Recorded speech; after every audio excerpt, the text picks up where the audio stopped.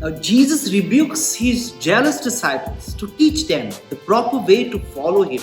The disciples are disappointed when Jesus says, "The last will be first, and if you want to be first, then you must be a servant of all." It hurts their ambition. Another thing, because the disciples are close to Jesus, they should not cause the little ones to stumble. The disciples are creating a divide, questioning as to who is with us and who is against us. And Jesus points out that whoever is not against us is on our side. That's what we read in Mark chapter 9 verses 38 to 50. Now what's happening? John reports an interesting incident. John said to Jesus, "Teacher, we saw someone who does not follow us, casting out demons in your name, and we forbade him because he does not follow us." John is probably seeking Jesus' praise, or at least hoping to confirm or approve their action to stop the exorcist. John does not say he does not follow you, meaning Jesus.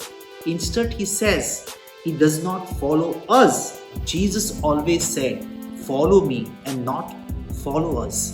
Jesus rebukes the three privileged disciples. John, along with Peter and James, is privileged to be with Jesus on important occasions, like healing of the daughter of the synagogue officials, and during the time of transfiguration, and definitely in Gethsemane. Now Jesus rebuked them, though they were close to him. Jesus scolded Peter when he foretold his death, saying, "Get behind me, Satan." Jesus rebuked James and John, who were involved in their personal ambitions, when Jesus predicted his death for the second time. And now John makes the mistake of forbidding the exorcist, who is not following us, the disciples. And we know Jesus rebukes him. What is John's frustration? The disciples tried but failed to stop the men casting out demons. A part of disciples' frustration is their earlier failure to perform an exorcism. The certified disciple failed to stop the uncertified but successful exorcist, who is using the name of Jesus. Now, the disciples felt that the exorcist was using Jesus' name without authorization. John's concern is not to preserve Jesus' name. He is more protecting the disciples' special and unique status. Why does Jesus avoid forbidding the unauthorized exorcist? Jesus said, "Don't forbid him, for there is no one who will do mighty works in my name and quickly be able to speak evil of me. For whoever is not against us is on our side." Mark chapter 9 verses 39 to 40. The disciples drew a circle and kept the exorcist out. Now Jesus redraws the circle to include him. Now Jesus touched a leper, ate with tax collectors and sinners, and even took little children into his arms, thus drawing a wider circle.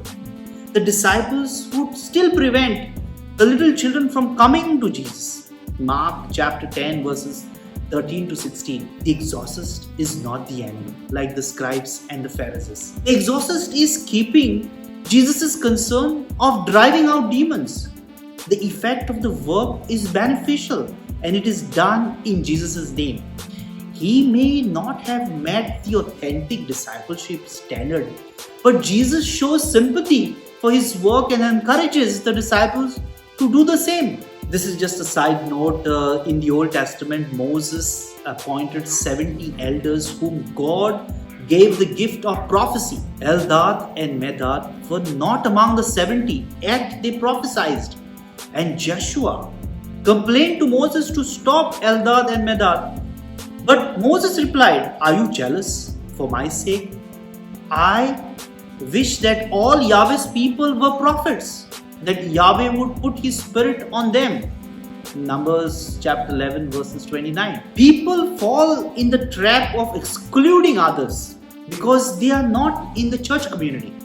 Jesus was inclusive. Some people think others who are not on their side are inferior.